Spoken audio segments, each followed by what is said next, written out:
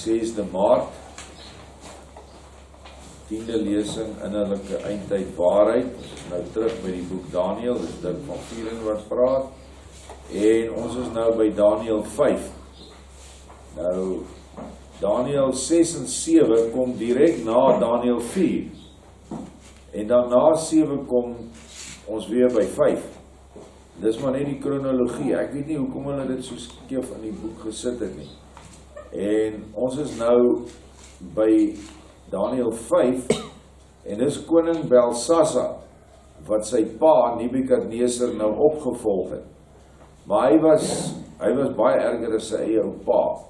Kijk, sy pa was maar ook 'n absolute wêreldautoriteit in die sin van dat hy doodgemaak wie hy wil oor die hele wêreld regeer, maar uiteindelik in die einde van sy tyd het hy moes in die veld gaan bly en saam met die diere moes hy eet. Maar ons nou hier, waar ons nou lees, is die seun is nou aan bewind en hy het nou 'n groot partytjie wat hy nou maak of oprig. En kyk mooi wat doen hy in hierdie partytjie, want ons moet nou die profetiese innerlike aan die eindtyd kry hierso. Vers 1 van Daniël 5, koning Belsasar het 'n groot fees berei vir sy 1000 maghebbers, en in teenwoordigheid van die 1000 het hy wyn gedrink. By die genot van die wyn het Belsasar bevel gegee, om die goue en silwer voorwerpe te bring wat sy vader Nebukadneser uit die tempel van Jerusalem weggevoer het, sodat die koning en sy maghebbers, sy vroue en sy byvroue daaruit kon drink. Toe het hulle die goue voorwerpe gebring wat uit die tempel uit die huis van Eloa in Jerusalem weggevoer was. En die koning en sy maghebbers, sy vroue en byvroue het daaruit gedrink. Hulle het wyn gedrink en die gode van goud en silwer, koper, yster, hout en klip geprys. Nou ja, kom ons stop net daar.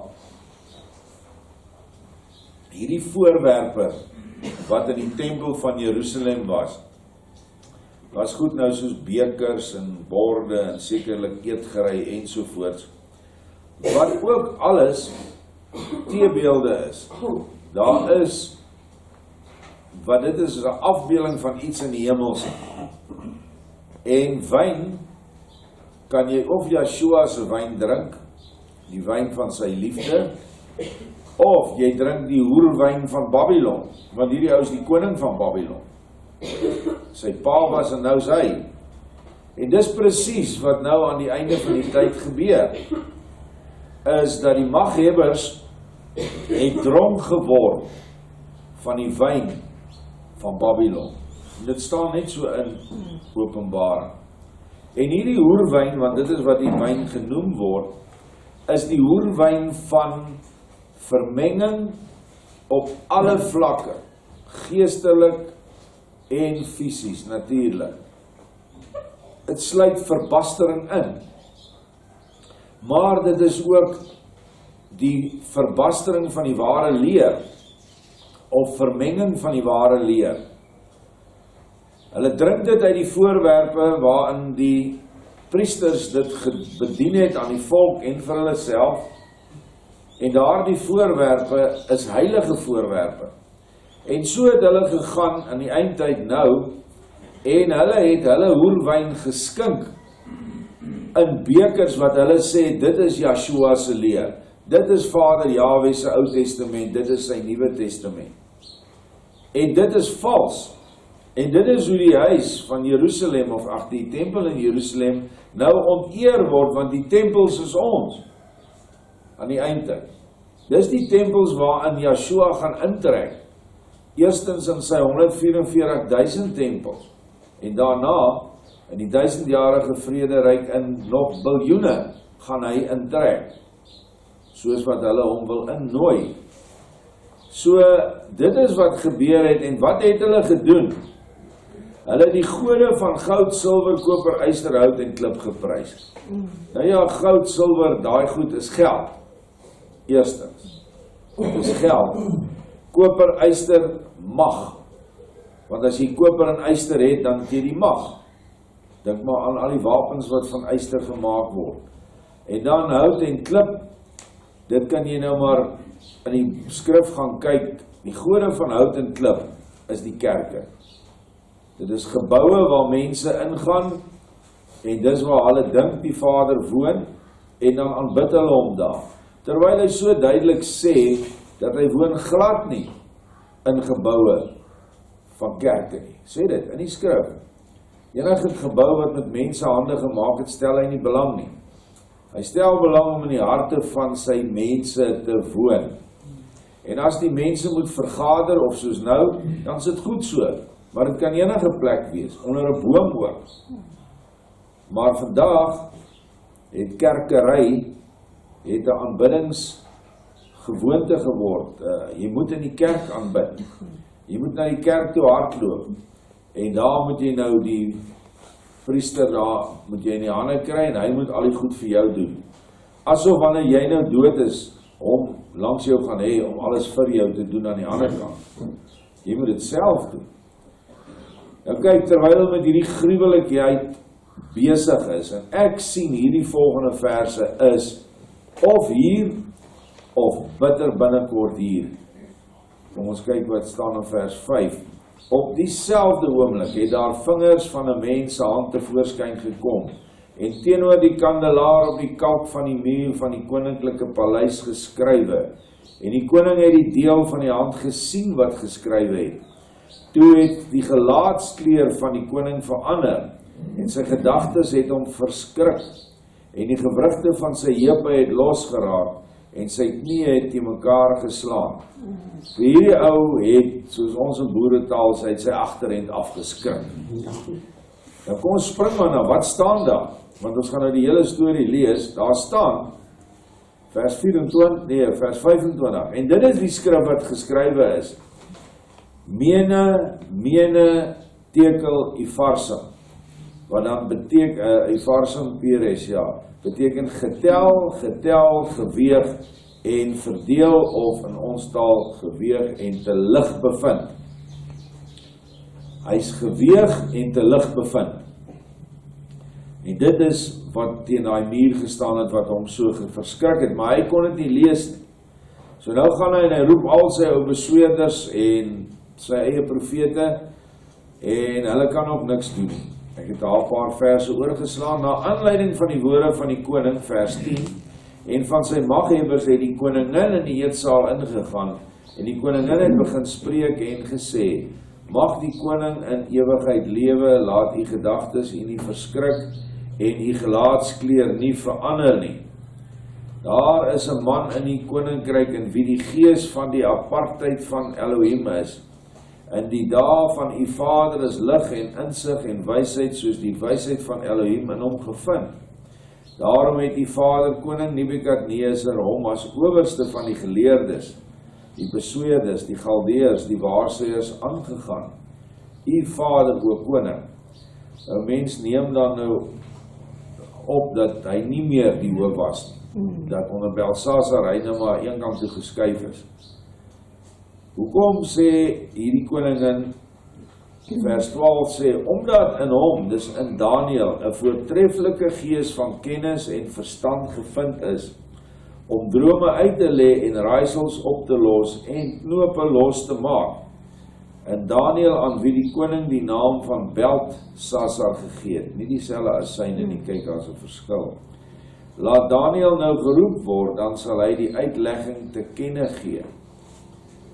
Nou ja, Daniël is deur die vorige koning Belsasar genoem na sy God, want hy het hierdie Belsasar aangeroep. Nou, hierdie Daniël staan maar in vir die Melchisedek orde. Wat gebeur en wat hy sien, hy is daar die orde aan die einde van die tyd, want daar staan in Daniël 12, ons sal daar kom, gaan rus tot aan die einde, wanneer daar weer werk vir jou sal wees. So Daniël se profesie is pertinent, basies die woorde staan daar.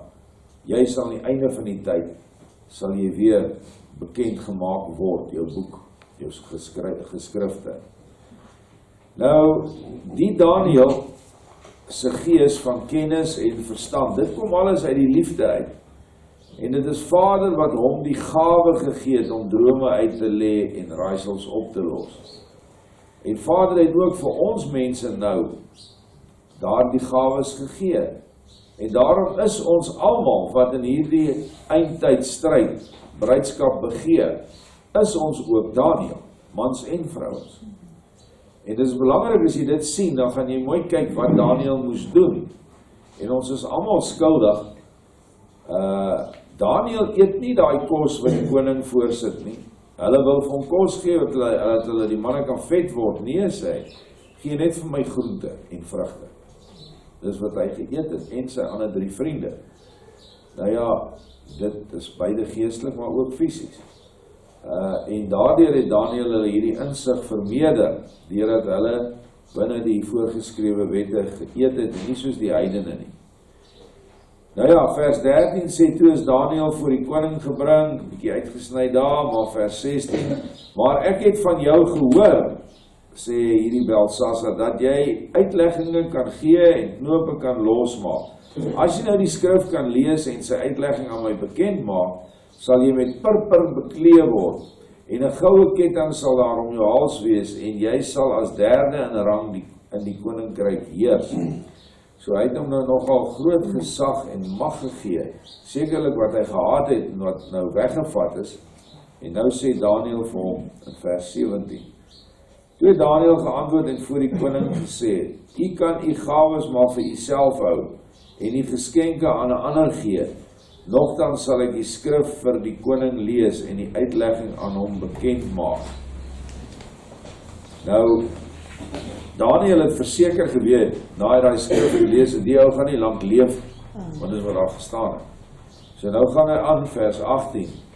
Wat u betref, o koning, die hoogste Eloa het aan u vader Nebukadneser koningskap en oorvloedigheid en eer en grootsheid gegee.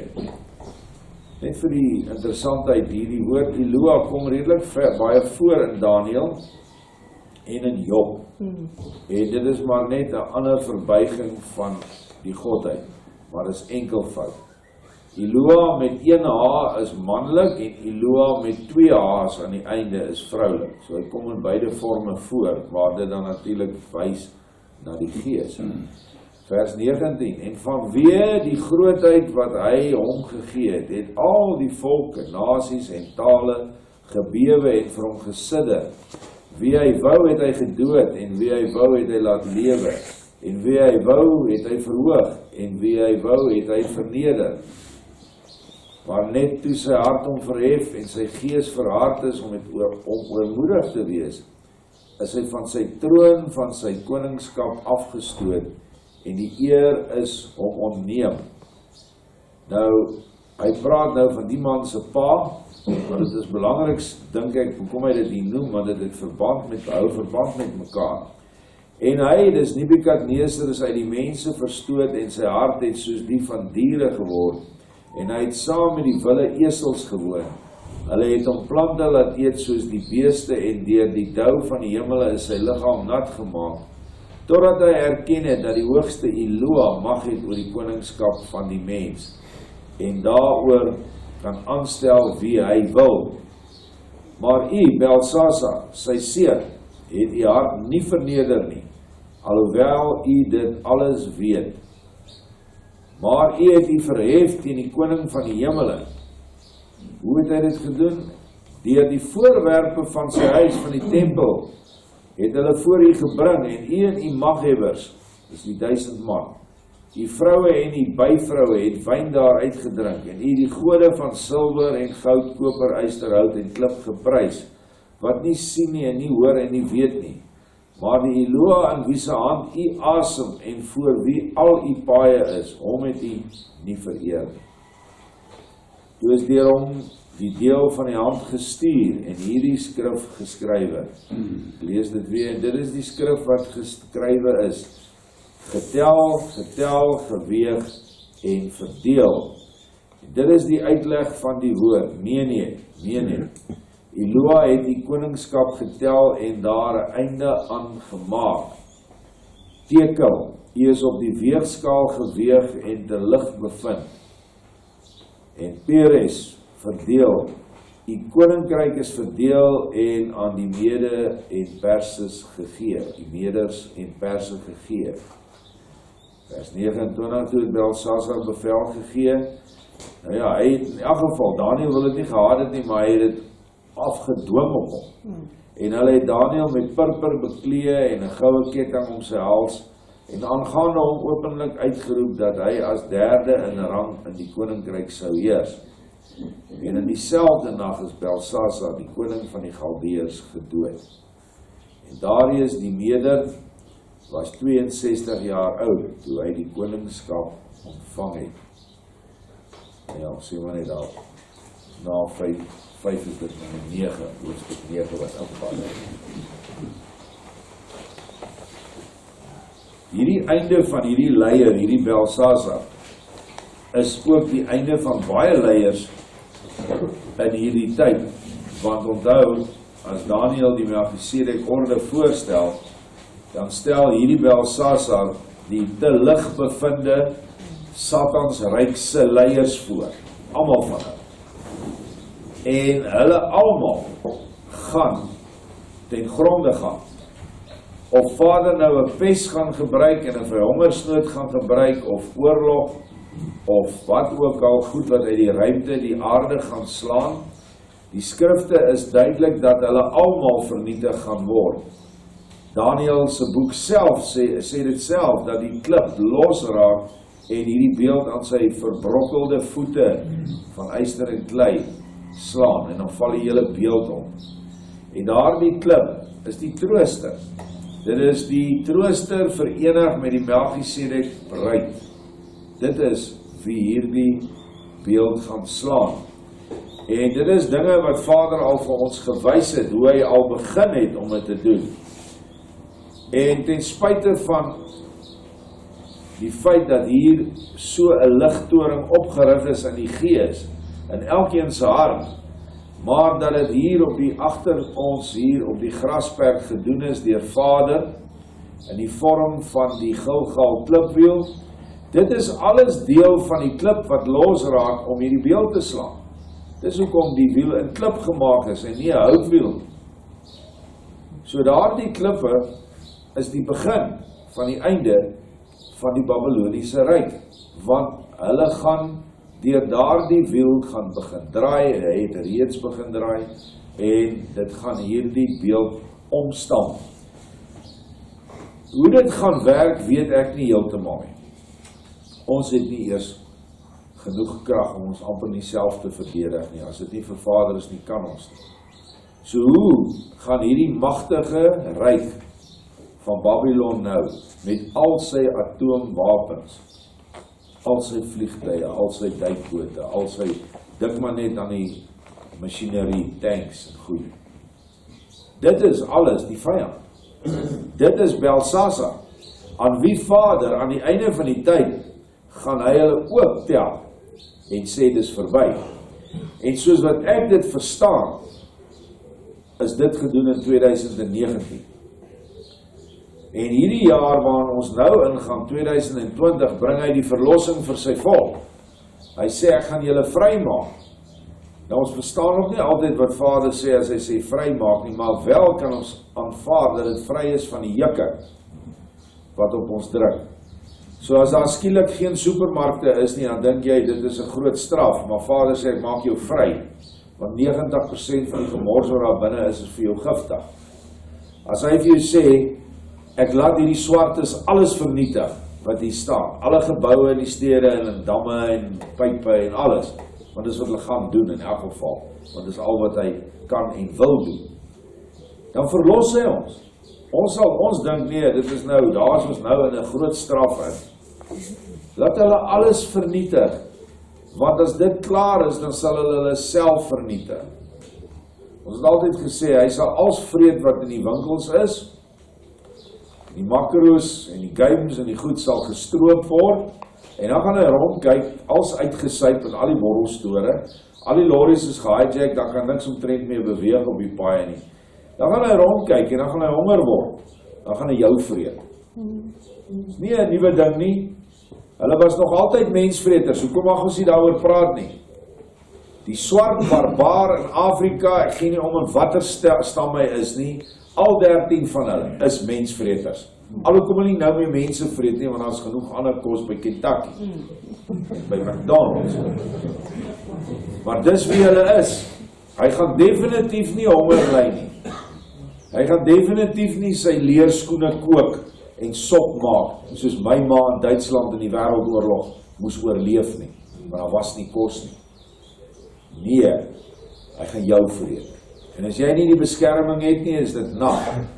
En daarna, as daar nou nie meer wit mense is wat hy kan vreet nie, die ander is agter engelbeskerming en die ander is klaar gevreet of weggehardloop, soos wat opsiener sê, hulle trek uit Durban uit duisende van al hierdie jingoes en liberaliste, dan gaan hulle mekaar vreet. Want dis wat hulle nog al die tyd gedoen het. Die oorwinnaar het in die krale ingekom en hulle het die vyand geëet. Eers het hulle die harte lewendig uitgesny en dit geëet rou. Want dit is deel van sy oorwinnings magswelles wat hy het om sy vyand se hart te eet. En natuurlik die geslagdele ook, wat hulle dan nou Moody noem. Al hierdie goed gaan nou gebeur. En dis net Daniël, volgende ander hoofstuk, wat in die leeukuil beskerm was. Want die leeukuil is voor ons. Vader gooi almal in die leeukuil. En nou moet ons beskerm raak teen hierdie sataniese aanslag. So, ek dink dat hierdie skrif is op die muur. Ons hoef nie baie te bekommer hoe en waarmee gaan hierdie vyand gedood word nie. Ons Vader gaan ons lot vir ons verander. Hy sê dit. Al wat hy wil hê van jou, jy moet net die liefde doen. Jy moet nou nie Babylon wyn drink nie, want die Babylon wyn is ook wyn van nie omgee vir die naaste nie. Soos ek is gister weer gebel, kerk sonder mure, so mense. Dis nou 'n ou oom, kan ons hom nie net help nie, ons is nou vol. Jy weet net, dink ek, kerk sonder mure, waar is julle plek? Ja. Julle wat miljoene, der miljoene insamel in 'n maand.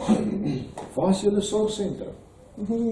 Maar hulle is nie 'n skaam om 'n privaat instansie wat deur Vader se genade mense darm kan vat, te nader nie. Hulle wat 'n magtige organisasie is. En dan die ergste van alles, as hulle nou die ou oomie bring, dan sal hulle hom bring met so 1.2, 1.5 miljoen rand se SUV of 'n Mercedes of 'n Land Rover of wat ook al. Dit is hoe dit werk. En dan wonder jy, hoekom Vader hierdie volk gaan straf, veral hulle geestelike sogenaamde leiers, of waarvan die woord praat, die huurlinge. Hulle is almal huurlinge. En wanneer die tyd kom, gaan die huurling gaan uitspring en hy gaan weghardloop. En die ander gaan agterbly en hulle gaan niemand hê nie, want hy het nooit geleer om Yeshua self te kry. So, ek praat maar met julle nuwe mense, kry julle harte reg, al verstaan jy nog nie alles nie, kom by Yeshua, of soos julle hom nog ken, Jesus, kom by die vloekhout, die kruis waar hy vir ons gesterf en opgestaan het. Bely jou sondes, begin mense vergewe, kry jou hart skoon, kry jou liggaam skoon, want die tyd is hier. Jy kan of deel wees van die oplossing, deel wees van hierdie orde, of jy gaan deel wees van Belsasar wat die skrif teen die muur kry. En hy het nou onlangs baie ernstig gepraat met die mense op hierdie plaas wat dink, hulle kan op ander mense se rug hierdeur ry op die rug van ander na die hemel toe. Werk nie so nie, jou ou skipie loop self. Jy stuur hom op die see van waters wat onstuimig is, dit moet jy self doen. Baie dankie.